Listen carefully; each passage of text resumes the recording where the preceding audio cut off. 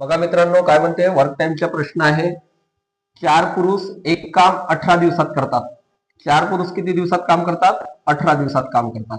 तेच काम 9 स्त्रिया 8 दिवसात करतात. तेच काम 9 स्त्रिया 8 दिवसात करतात.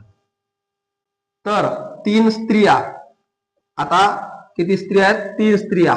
आणि म्हणते, जेव्हा आणि म्हटलं मित्रांनो तेव्हा आपल्याला प्लस करायचे आहे.